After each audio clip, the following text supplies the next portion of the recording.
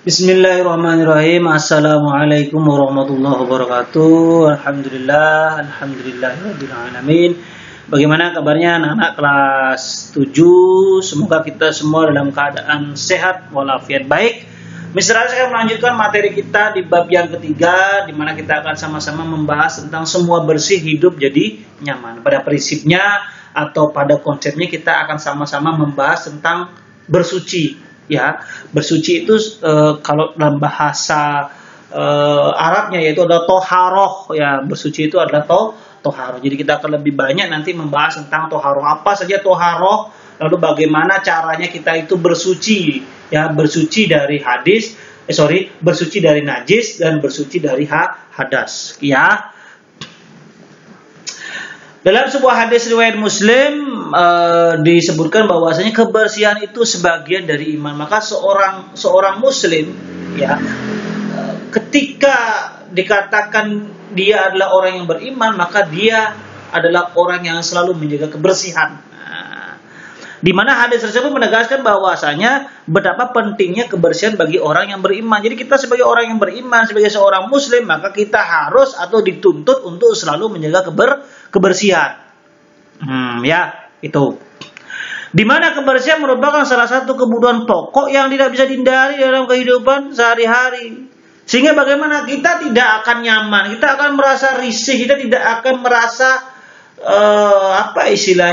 tentram, kita tidak akan senang ketika kita ini dalam posisi kotor. Contoh ya, semisalkan kalian sedang belajar, ruang kelas kalian kotor, tidak disapu, ya, terus bau, ya, bagaimana kalian belajar dalam situasi yang seperti itu? Pasti tidak nyaman, pasti tidak suka. Sehingga bagaimana kita harus selalu bersih, ya, kita harus selalu bersih. Nah, di mana kebersihan di sini meliputi kebersihan diri sendiri, maka kita harus mandi, ganti baju, ya kan? Pakaiannya kita harus bersihkan. Kalau bisa kita sudah pakai baju, sudah berkeringat, sudah bau, maka kita harus cuci. Lingkungan kita bersih, kamar kita bersih, kelas kita bersih, dan lain sebagainya. Dalam segala hal kita harus bersih. Sehingga bagaimana dalam hal ini Islam menaruh perhatian yang sangat tinggi pada masalah kebersihan atau kesucian.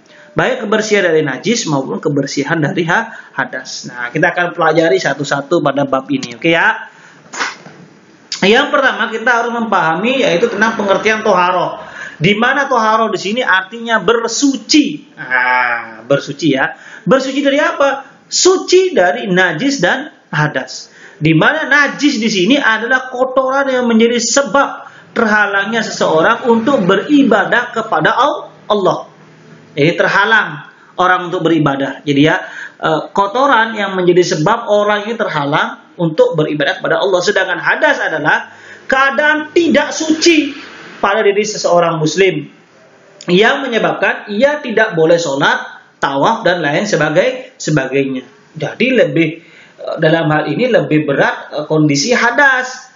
Najis ini kan terhalang. Ketika najis ini sudah dibersihkan, ya, sudah disucikan, maka dia bisa beribadah. Sedangkan hadas ada waktu-waktu tertentu, ya, ketika dia tidak melaksanakan cara untuk bersuci yang benar, maka dia memang tidak diperbolehkan untuk sholat. Salah satu contohnya, ya, dalam hal ini tidak boleh melaksanakan ibadah. Nah, ini nih perbedaan antara najis dan hadas. Coba kalian lihat peta pada video ini ya. Jadi di sini toharoh. Nah, toharoh di sini ada dua hal ya. Yang pertama ada toharoh dari najis, ya. Lalu ada toharoh dari hadas. Jadi ada dua hal. Toharoh ini meliputi dua hal ya. Yang pertama toharoh dari najis, yang kedua adalah toharoh dari hadas. Jadi bersuci dari najis dan bersuci dari hadas. Nah, kita perhatikan sekarang toharoh dari najis. Nah, toharoh dari najis atau bersuci dari najis di sini kita harus pahami dulu bahwasanya najis itu penggolongannya itu ada tiga. Ada najis mukhafafah, ada najis mutawasithah, dan ada najis mughalladhah. Oke ya. Nah, mukhafafah atau najis mukhafafah di sini adalah najis ringan. Mister ulangin, mukhafafah adalah najis ringan. Apa contohnya najis ringan itu? Ketika seorang bayi, mohon maaf, buang air ya, buang kotoran, dengan catatan bayi tersebut hanya masih meminum ASI saja. Jadi tidak mengkonsumsi makanan pendamping. Jadi ketika seorang bayi dalam ini hanya masih meminum ASI dari ibunya, lalu dia mohon maaf membuang kotoran, maka kotoran bayi yang masih minum ASI tersebut adalah najis ringan, yaitu mukhaffafah. Bagaimana cara mensucikannya? Dipercikan air, dibersihkan sedikit, selesai. Pokoknya dia bersih, hilang, selesai. Itu namanya najis mukhaffafah. Lalu yang kedua ada namanya najis mutawasitoh.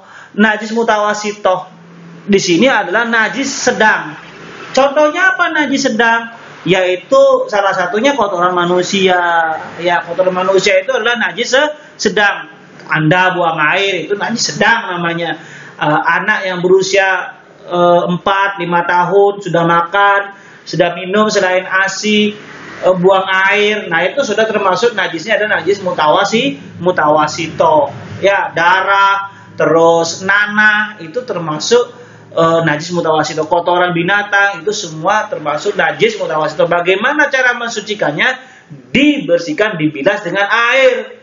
Seyogyanya dicuci atau dibilas dengan menggunakan air sabun, itu bahkan lebih baik. Itu namanya najis mutawasito atau disebut juga dengan najis sedang. Dan yang ketiga adalah najis mughalato atau biasa kita sebut dengan najis berat, ya, yaitu yang berhubungan dengan babi dan anjing. Liur anjing tidak sengaja, mister, habis ke lapangan lari-lari terus anjing ngendus-ngendus saya gitu, terkena air liurnya, itu berarti kita sudah terkena najis berat, yaitu najis mughalato. Nah, lalu bagaimana cara mensucikannya? Yaitu dibilas sebanyak 7 kali dengan air suci. Dan salah satunya yaitu adalah istilahnya percampuran air dengan tanah. Jadi digunakan tanah untuk menggosoknya. Nah, jadi harus menggunakan salah satunya menggunakan air yang sudah dicampuri dengan tanah untuk mensucikan diri dari najis mughalato. Itu toharo dari najis. Najisnya ada 3, mukhaffafah, mutawasito, dan mughalato. Lalu yang berikutnya adalah toharo dari hadas. Nah, ini agak saya besarkan sedikit ya. Nah,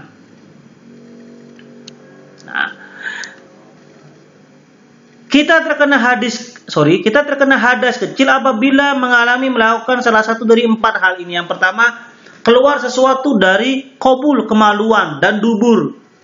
Nah, itu termasuk hadas kecil ya, termasuk hadas kecil. Lalu hilang akal, contoh tidur. Nah, itu termasuk hadas kecil. Yang ketiga, bersentuhan kulit antara laki-laki dan perempuan yang bukan muhrimnya, dan menyentuh kobul, kemaluan, dan dubur dengan telapak tangan. Itu semua termasuk hadas kecil. Bagaimana mister cara mensucikan hadas kecil? Gampang cara mensucikan dari hadas kecil. Kalau kalian melakukan keempat hal yang tadi mister sebutkan, maka kalian cukup bersucinya dengan cara kalian berwudu. Sudah suci, wudu suci, selesai. Lalu yang kedua yaitu adalah toharoh atau bersuci dari hadas besar. Apa sih hadas besar itu? Melakukan salah satu dari 6 perkara. Nah, ini ya. Yang pertama adalah berhubungan suami istri atau bersetubuh. Itu termasuk hadas besar. Yang kedua, keluar mani atau mimpi basah untuk laki-laki. Ya, itu termasuk hadas besar. Yang ketiga, haid atau menstruasi untuk perempuan. Itu termasuk hadas besar. Yang keempat, melahirkan. Hadas besar. Yang kelima, nifas. Keadaan seorang perempuan ketika setelah melahirkan. Lalu yang keenam adalah meninggal dunia. Itu merupakan hadas besar. Lalu bagaimana mister cara mensucikannya? Nah, nanti akan ada pertemuan khusus ya, video khusus untuk membahas tentang bagaimana cara mensucikan diri kita dari hadas besar. Nah, itu sampai situ dulu mister akan jelaskan. Nanti di pertemuan berikutnya mister akan lebih membahas tentang bagaimana atau tata cara kita bertoharo atau bersuci dari hadas di video berikutnya. Oke ya. Kita sedikit. Nah, cara mensucikannya. Nah, jadi ini secara umum ya. Jadi cara mensucikannya ketika kita melakukan hadas besar, yaitu dengan cara mandi wajib, ya, yaitu membasahi seluruh tubuh dari ujung rambut sampai ujung kaki. Apabila tidak ada air karena sesuatu hal, maka bisa diganti dengan tayamum. Nah, nanti cara detailnya bagaimana kita akan bahas di video berikutnya, ya. Dan masalah hadas besar bagi perempuan menjadi sangat penting. Kenapa? Karena memang seorang perempuan mengalami peristiwa-peristiwa khusus yang tidak dialami oleh seorang laki-laki. Contohnya adalah peristiwa haid yang datangnya tiap bulan, nifas yang datangnya itu setelah perempuan melahirkan, dan yang terakhir adalah istihadah, ya, atau darah kotor istilahnya, darah penyakit istilahnya. Oke, ya. Lanjut, kita bahas sedikit tentang tadi ya, yang memang perempuan alami. Yang pertama adalah darah haid, yaitu darah yang keluar pada kondisi perempuan yang sehat. Nah, ciri-cirinya itu adalah kental, hangat, baunya kurang sedap dan sebagainya, ya. Jadi masa haid itu minimal sehari semalam. Jadi ketika tidak sampai sehari semalam, maka dikatakan tidak haid, maka dikatakan istihadah tadi. Nah, jadi haid itu minimal paling sedikit sehari satu malam, sehari semalam minimal keluarnya, ya, sehari semalam. Dan biasanya rata-rata perempuan haid itu adalah 6 sampai 7 hari, dan yang paling lama itu adalah 15 hari. Ketika sudah 15 hari lebih darah masih keluar terus, maka darah tersebut merupakan darah istihadah penyakit. Jadi ketika darah itu keluar kurang dari 1 hari minimal dan lebih dari 15 hari, maka itu keduanya merupakan darah istihadah atau darah penyakit, ya. Oke, ya. Sehingga ketika kalian yang perempuan mengalami kejadian seperti ini, sarannya adalah segera berkonsultasi dengan dokter. Nah, ini nih salah satu solusinya, ya. Sehingga bagaimana? Perempuan yang sedang haid tidak boleh melaksanakan sholat, puasa, membaca, menyentuh, atau memegang Al-Quran, tawaf, berdiam diri di masjid, berhubungan suami, tidak boleh. Jadi ketika seorang perempuan dalam kondisi haid, mereka tidak boleh melaksanakan hal-hal yang sudah Mr. Hari sebutkan tadi. Oke, ya. Lanjut. Yang kedua, darah nifas, yaitu darah yang keluar sesudah melahirkan. Nah, sehingga bagaimana? Setelah kosongnya rahim dari kehamilan, meskipun hanya segumpal darah, maka sedikit banyaknya darah nifas itu juga bervariasi. Ada yang hanya 1 tetes, keluar sehari, 2 hari, dan seterusnya.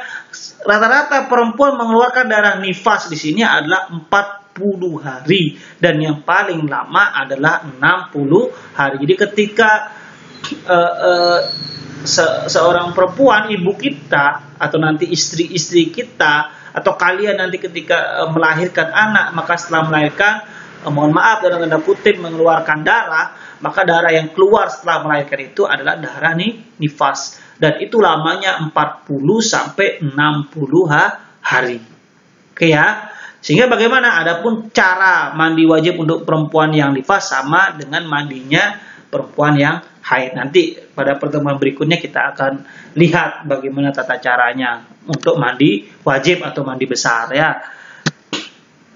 Dan yang terakhir, yang ketiga adalah namanya darah istihadah, yaitu darah yang keluar tidak pada hari-hari haid dan nifas karena suatu penyakit. Nah, ini makanya tadi dibilang sarannya adalah ketika terjadi hal-hal yang seperti ini, maka sebaiknya konsultasi dengan dokter. Ada 4 macam darah istihadah itu. Yang pertama, keluar kurang dari masa haid, ya seperti tadi, kurang dari 1 hari 1 malam. Keluar lebih dari masa haid, ya melebihi 15 hari. Keluar sebelum usia haid atau setelah masa menopause. Udah menopause itu sudah kondisi perempuan yang memang tidak memproduksi sel telur, sehingga tidak mungkin orang yang sudah menopause itu sebenarnya mengalami, mohon maaf, haid, ya, yang sudah menopause. Ya. Keluar lebih lama dari maksimal masa nifas, berarti lebih dari 60 hari, maksimal 60 hari nifas, tetapi di hari ke-65, di hari ke-70 misalkan masih keluar darah, itu termasuk darah istihadah, darah penyakit. Sehingga bagaimana seorang perempuan yang mengeluarkan darah istihadah tetap harus melaksanakan kewajibannya sholat dan puasa. Akan tetapi apabila hendak sholat maka bersihkan darah itu dan pakailah pembalut, kemudian ambillah air wudu. Sehingga mohon maaf kotorannya atau hadasnya atau darahnya ini tidak mohon maaf terkena dari pakaian atau pakaian sholat yang memang kita gunakan untuk beribadah. Begitu ya anak-anak sekalian ya. Ini terutama 3 poin yang belakang tadi, terutama pengetahuan untuk kalian yang perempuan. Terima kasih. Mr. Haris akhiri, kurang lebihnya mohon maaf. Billahi taufiq wal hidayah. Wassalamualaikum warahmatullahi wabarakatuh.